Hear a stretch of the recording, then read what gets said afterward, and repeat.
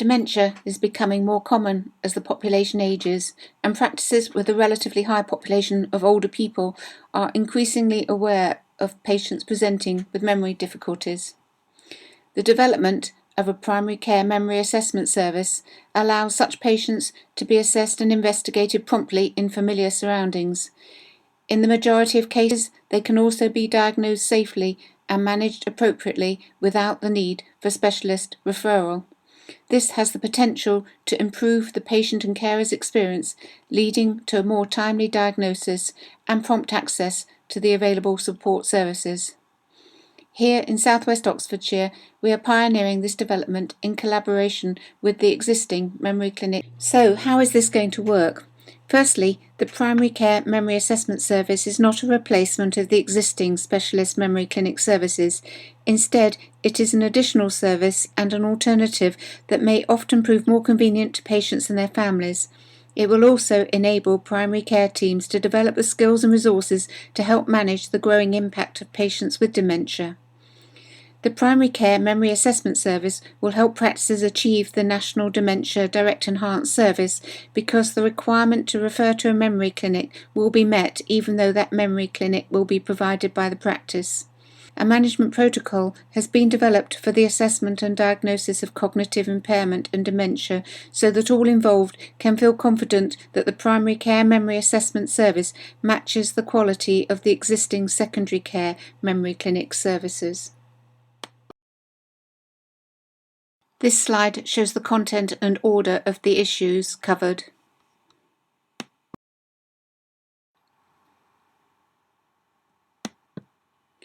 So why should primary care get more involved? Well, it's estimated that at the moment only about 1/3 of people with dementia receive a formal diagnosis. Primary care is undoubtedly well placed to identify people with mild cognitive impairment and dementia, and such people often already have multiple other health problems, so managing these different conditions in the same patient allows for a more coordinated and appropriate level of care. The assessment and evaluation process to diagnose most people with dementia can be carried out more quickly in primary care, and GP practice is the natural link or hub to liaise the various care needs.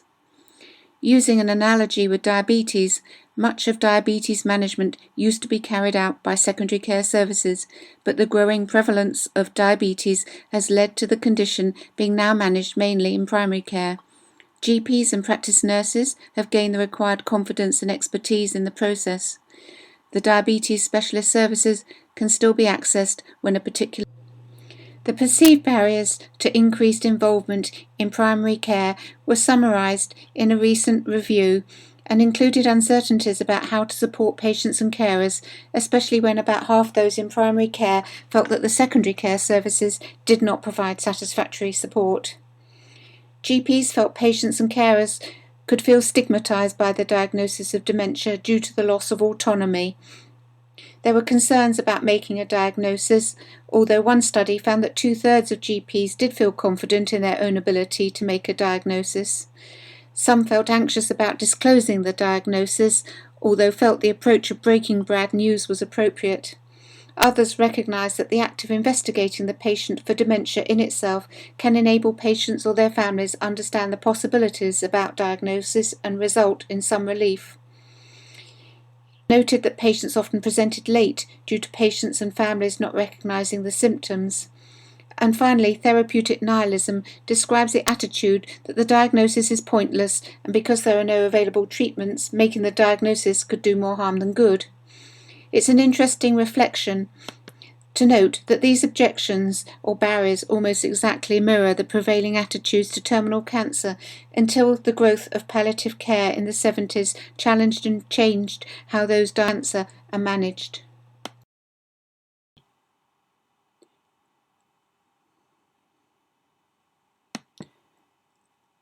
We are all aware that the growing prevalence of dementia poses a challenge to health and social services as well as patients, their families and the communities they live in. These are just some of the issues that we face. Without innovation and considering alternative ways of doing things, we risk. This slide and the next show some of the statistics current and projected which explain why we need to plan now. The bottom line is that the number of those aged 80 and over is increasing rapidly and projected to rise from 1 in 25 to 1 in 10 of the population in a generation or so. Of course, dementia is not the only age-related condition that is increasing. This slide shows the rising numbers of those over 80 in Oxfordshire over the past 20 years. Not only is the total population increasing in southwest Oxfordshire as elsewhere in the UK, but the number of 80-year-olds is rising proportionately more.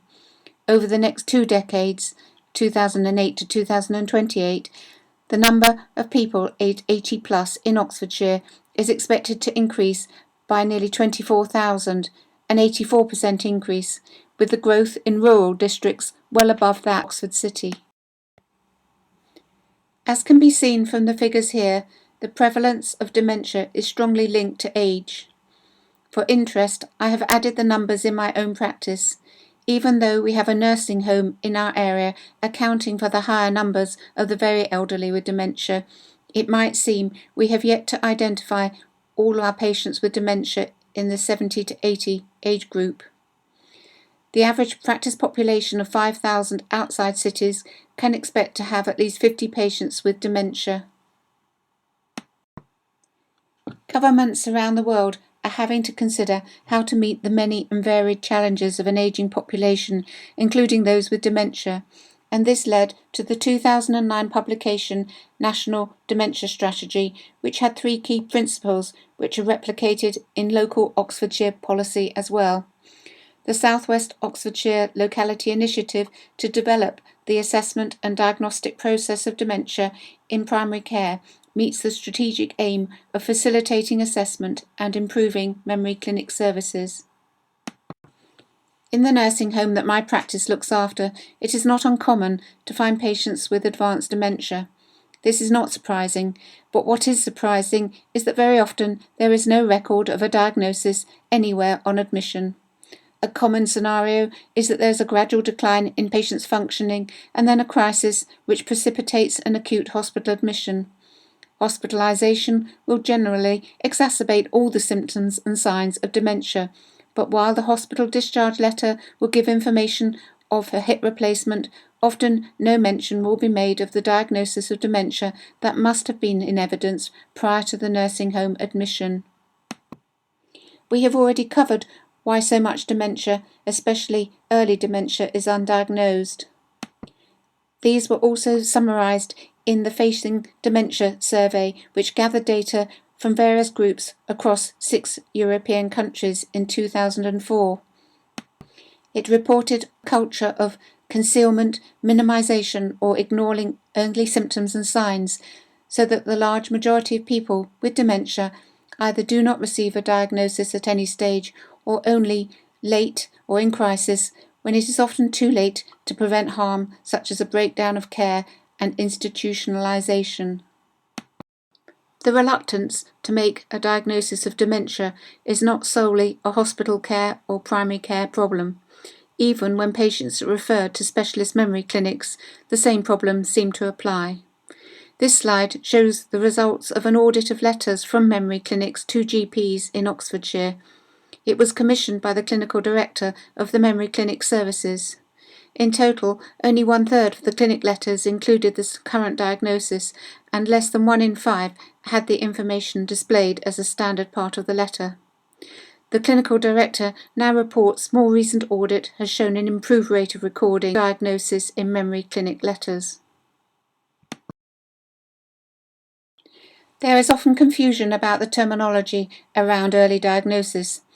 There is no evidence that making a diagnosis of dementia prior to clinical presentation is advantageous, but there is widespread consensus that we should make a timely diagnosis through a memory assessment service so that patients and their families can plan ahead, avoid inappropriate hospital admissions, and prevent nursing home admission for as long as possible.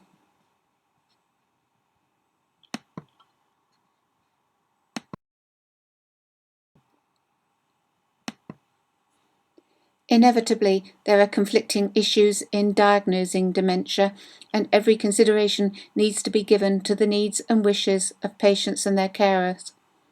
Just as we do not embark on disclosing a terminal cancer diagnosis without first exploring patients' thoughts and issues, so we need to tailor the timing and presentation of diagnosis appropriately.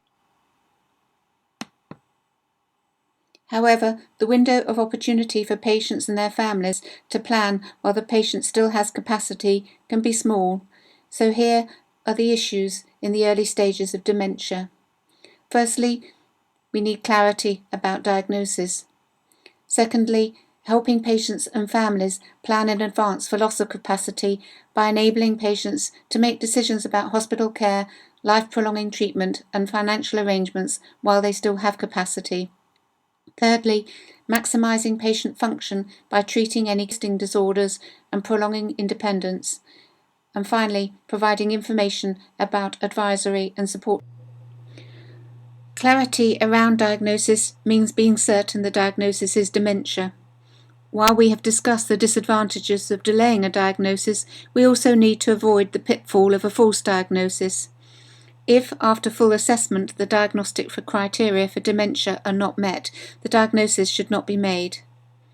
Dementia is a clinical syndrome characterized by widespread impairment of cognitive function. Although many people with dementia retain positive personality traits and personal attributes, as their condition progresses, they can experience some or all of the following: memory loss, language impairment, disorientation, changes in personality, difficulties with activities of daily living, self-neglect, poor insight, psychiatric symptoms such as apathy, anxiety and depression, and out-of-character behaviour. The new Dementia Direct Enhanced Service is in the process of being introduced nationally. This slide and the next outline the actions required. The key actions that have to be coded in at-risk groups have been built into the Dementia Diagnostic Pathway recording template that has been developed, and practices can use these prompts as they see fit. The prevalence rates for the different types of dementia demonstrate that the vast majority will have Alzheimer's disease and/or vascular dementia. The differentiation between different types of dementia is based on clinical features. Although brain imaging can denote the characteristic pathological features of each type, it is not generally essential to make the diagnosis. The South West Oxfordshire Locality Memory Assessment Service is only designed to cover patients presenting with likely Alzheimer's disease and/or vascular dementia.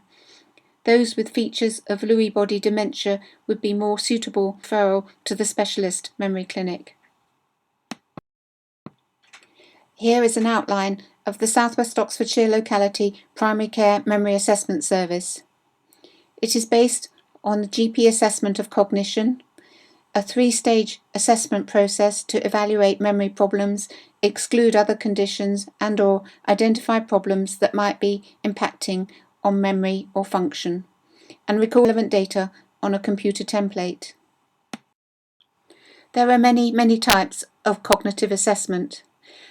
The traditional and gold standard mini mental state examination is still the usual formal test, but it takes about 8 minutes and is under copyright. However, the GP assessment of cognition, known as the GP Cog, takes only a few minutes and is widely available.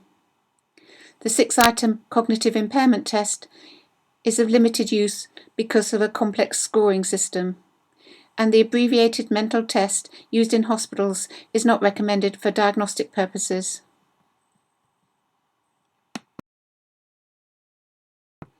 So why are we recommending using the GP Cog? Well, it is simple to use, well validated, and with comparative accuracy to the MMSE. It is more independent of level of education than MMSE, and it is widely available, including in other languages. The GP Cog is good at ruling out dementia.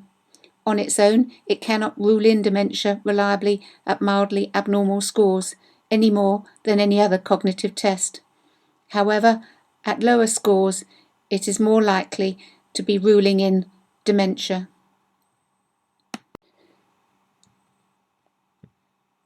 For those of you who have not used the GP cog before, here's a quick run-through of the test. The patient questionnaire consists of first giving the patient a simple name and address to memorise. The next question is to test orientation by asking for the date, including month and year. Then, visuospatial function is tested by carrying out the clock drawing test. The patient is asked to mark the numbers on a blank drawn or printed circle to show the numbers of a clock face, and then mark in a specified time using the hands of the clock. The patient is then asked to recall a specific item from the recent news. And finally, the patient is asked to recall the name and address that was given at the start of the test.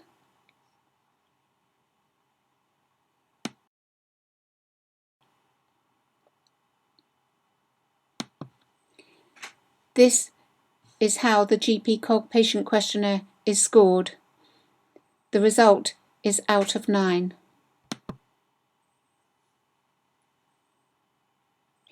This shows the interpretation of the GP cog patient questionnaire score. A score of 9 shows no significant cognitive impairment and no further action is required. A score of 5 to 8 shows the need for more information and an informant questionnaire should be arranged. A score of 0 to 4 suggests significant cognitive impairment and a further assessment for dementia should be arranged.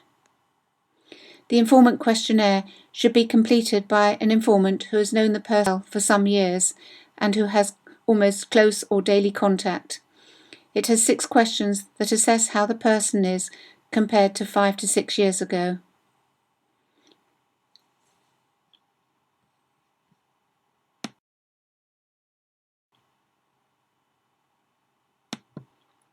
The informant will generally be a family member and who may have accompanied the patient. The questionnaire can be carried out by either asking the informant to complete the paper questionnaire or by interview. If the informant's score is less than 4 out of 6, cognitive impairment is suggested. As you can see, the informant questionnaire includes aspects of both memory and executive functioning.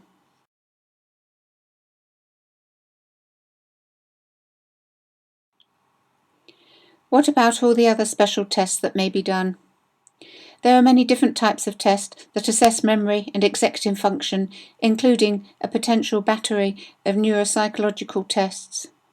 Listed here are some of the ones we commonly see reported in letters from the specialist memory clinics. All are validated in dementia to assess memory and/or executive function, but none has any greater diagnostic accuracy overall than the tests that we can do. Whatever cognitive assessment scoring method is used, the diagnosis of dementia cannot be made safely without evidence of functional impairment. Executive dysfunction contributes significantly to functional difficulties as well as memory loss, and in this context reflects global functional impairment related to higher cognitive processes, although psychologists may have more specific definitions. Activities of daily living vary in complexity and difficulty and are typically divided into basic and instrumental. Basic ADLs, such as bathing, toileting, feeding and dressing, tend to be preserved in early stage Alzheimer's disease with links to motor rather than cognitive difficulties. In contrast, instrumental ADLs, such as handling finances, shopping, using the telephone and managing medication, are vulnerable to the effects of early Alzheimer's disease, with evidence for a direct link with cognitive status. There are just as many tests to measure functional impairment as there are to measure cognitive impairment. None is proven better than another, and all have their limitations. The Bristol Activities of Daily Living scale is probably the most straightforward and accessible. It can be scored from 0 which is normal, to 60, fully dependent, but there is no consensus or evidence to correlate score with the degree of functional. Therefore, for the purposes of the Primary Care Memory Assessment Service, the results of the Bardell's questionnaire, which can be completed by an informant at home, can be used to summarise the level of functional impairment without formally scoring the responses. The GP-COG IQ also assesses executive function. Using the information gathered, including at interview, an overall assessment should be made of both activities of everyday life and personal care, based on the level of impairment in these two fields. We now come to the South West Oxfordshire Locality Diagnostic Pathway, which is designed to identify and assess those with a cognitive impairment. At the first stage of presentation, initial screening may indicate no evidence of cognitive impairment, and these patients do not need further memory assessment. Those who go through the 3 primary care assessment stages would be expected to be diagnosed with either mild memory disturbance, which is the most approximate term and code for mild cognitive impairment, or dementia, and which type would be according to clinical picture. If there is still a diagnostic difficulty at the end of the 3 assessment stage process, then onward referral to a specialist memory clinic service would be appropriate. Whether a patient presents directly with a memory concern or is identified through a dementia DES inquiry, this initial assessment should cover the checklist here and record these on the Dementia Diagnostic Pathway template. If the GP-COG score is 9, the patient doesn't need further assessment and can be reassured. If the GP-COG score indicates some cognitive deficit, the patient/carer should be asked to make a 20-minute appointment with a practice nurse for further tests and supplied with relevant forms to complete at home to bring to the second assessment. The relevant forms are the GP-COG IQ and less done at this initial assessment, the PHQ-9 and the Bristol Activities of Daily Living scale. The patient or carer should be asked to make a third appointment with the GP, also for 20 minutes, 1 week after the second appointment, to review the results and discuss what they mean.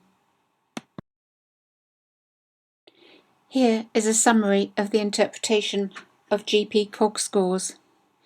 Those patients with an initial GP-COG score, patient score, of 4 or less are likely to have dementia. Those patients with a GP-COG patient score of 5 to 8 and an informant questionnaire score of 0 to 3 are also likely to have dementia. Those with a GP-COG patient score of 5 to 8 and an informant score of 4 to 6 may only have mild cognitive impairment. Confirmation of these initial indications is required through the next stages of the assessment process, including an estimation of functional impairment. The components of the Dementia Direct Enhanced Service that are relevant in the initial assessment are shown in red or orange and incorporated here for pragmatic reasons to assist practices, but are not part of the Primary Care Memory Assessment Service. The codes in orange have been adopted pending the release of new codes expected in the autumn, and practices can then arrange for the codes to be adjusted.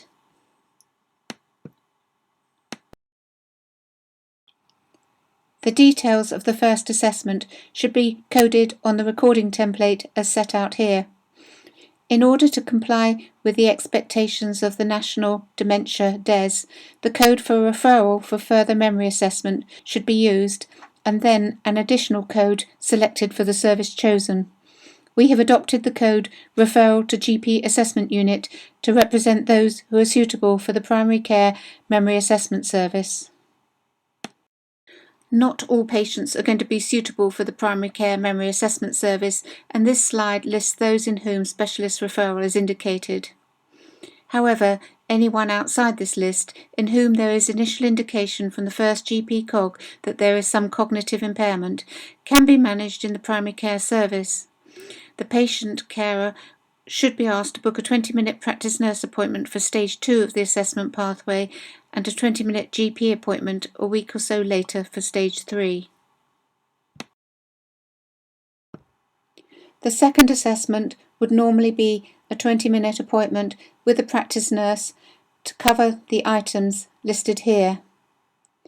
Note that the PHQ-9 and the BADLS could be done at home by supplying forms in advance of this appointment.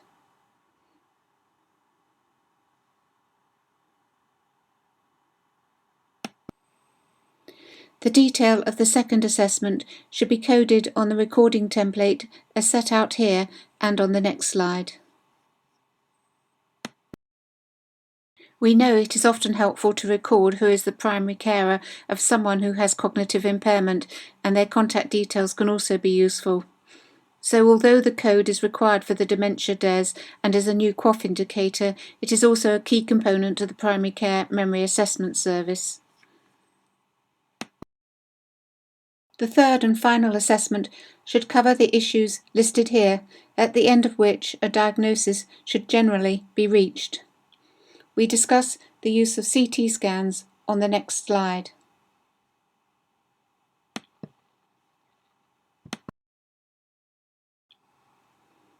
The rationale for a CT scan is to exclude other pathology that could be responsible for a patient's declining cognitive function, such as space-occupying lesions due to malignancy or chronic subdural hematoma. It is not to differentiate types of dementia, although the scan may report corroborating features such as cerebral atrophy. As part of the Primary Care Memory Assessment Service in South West Oxfordshire, GPs now have direct access to CT scan of the brain through ICE using the limited access route. The guidelines listed here to indicate when a CT scan could be requested have been drawn up in consultation with the clinical director of the Memory Clinic Services in Oxfordshire. The detail of the third assessment should be coded on the recording template as set out here. The codes for Seen in Memory Clinic and Dementia Care Plans are to help comply with the changes being implemented to the Quality Outcomes Framework. A dementia care plan would include explaining the diagnosis and supplying written patient information about this, making a referral to a dementia advisor or giving contact details to the carer and arranging a dementia review. It is good practice to supply a copy of this consultation record to the patient and the person with them, as this would serve as a summary of the information and recommendations made as part of the care plan. If acetylcholinesterase inhibitors might be appropriate, supply the patient or carer with the appropriate advice leaflet about the drugs being considered and arrange a follow-up appointment so that they might be aided if chosen. We discuss indications for possible onward referral on the next slide. At present, there is no direct access to community psychiatric or memory nurses, but this may become an option in the future. It is possible that even after the three-stage assessment process, and even if a diagnosis is made, there may be times when an onward specialist referral may be required. Here are listed some of the possible reasons.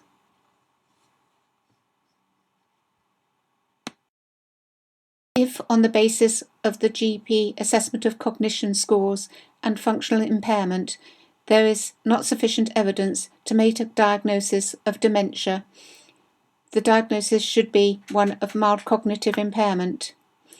This requires coding as mild memory disturbance because there is not a suitable code for mild cognitive impairment.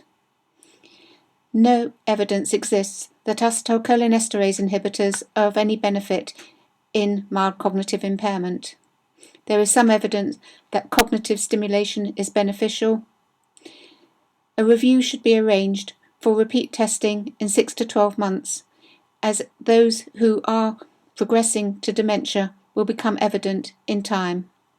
In the meantime, encourage a healthy lifestyle and address any vascular risk factors.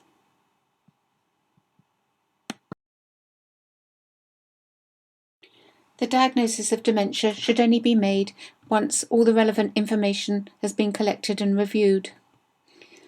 The diagnosis should be given by ensuring that a family member or carer is present and using the principle of breaking bad news. Explain that tests seem to show that the patient does have a problem with their memory, which is affecting how they manage day-to-day activities. Ask the patient if they are aware what the diagnosis might be, and would they like you to explain what you think the diagnosis is. If so, use the term dementia and explain this is likely to get worse in time, but probably only slowly. Always supply some written patient information, such as the leaflet at patient.co.uk.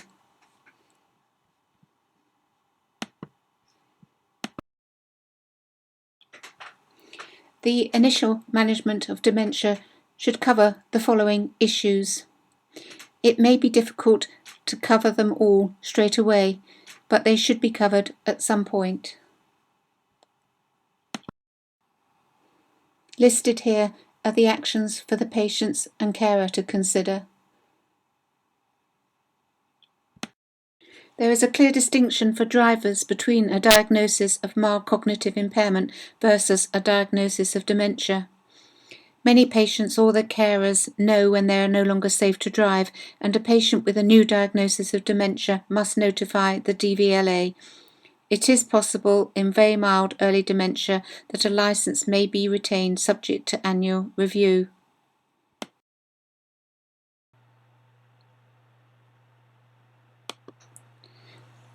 Community dementia advisors in Oxfordshire are employed by the County Council.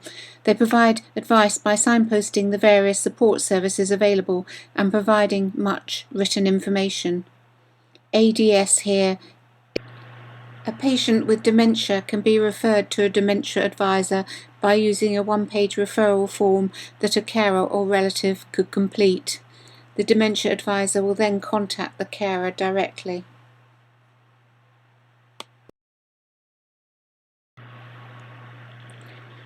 They provide information on understanding how to cope with the problems associated with dementia, finding out more about dementia training and support for carers, and finding out about local help and support, benefits and other financial matters.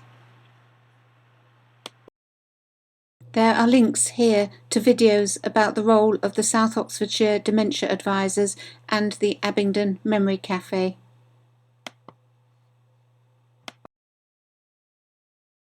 NICE originally recommended acetylcholinesterase inhibitors for moderate Alzheimer's disease after a 2008 systematic review and meta-analysis demonstrated modest benefit for the drugs.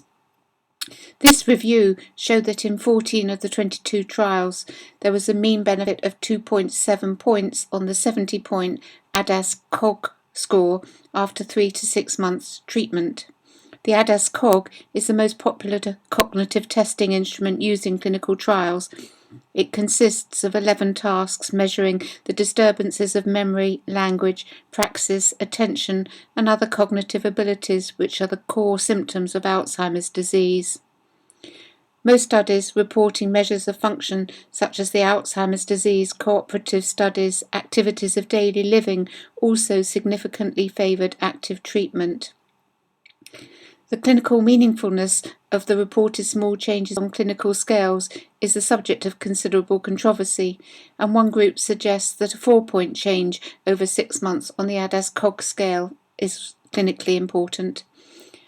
There is currently no evidence to support the use of one acetylcholinesterase inhibitor over another.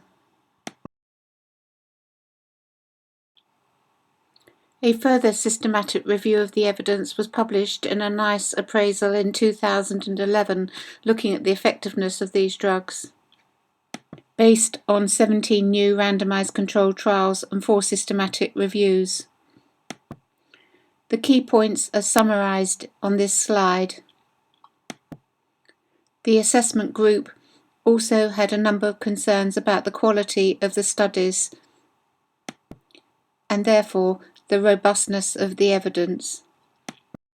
Nonetheless, the updated NICE guidance in 2011 extended the recommendation of acetylcholinesterase inhibitors to mild as well as moderate dementia. Although they were not impressed with the quality of the published evidence, they took into account the various arguments and submissions that are listed here on this slide.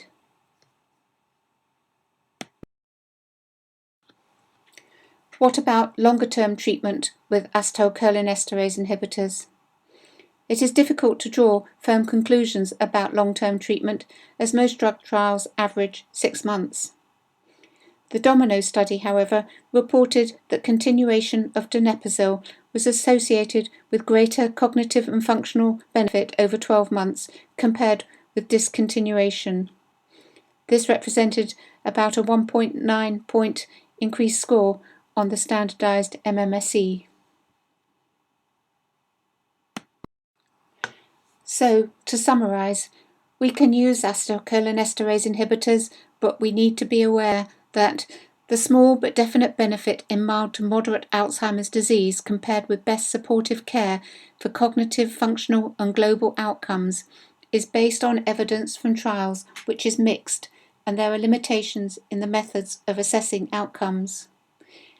As already mentioned, very few trials lasted more than 6 months, so it is only clinicians' reported views that suggest benefit may last for 2 to 3 years.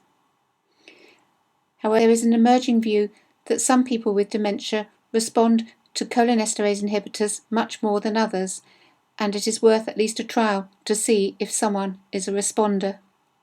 Side effects are common, especially gastrointestinal ones, and especially initially. We need to be prepared to discontinue the drugs when there is no longer any clinical benefit. This prescribing protocol is separate to this presentation, but is available to provide practical information and advice about how to prescribe and monitor cholinesterase inhibitors. Finally, the following slides summarize the stages of dementia. Not everyone will experience the same symptoms or progress at the same rate. These 7 stages have been taken from the Alzheimer's Association website.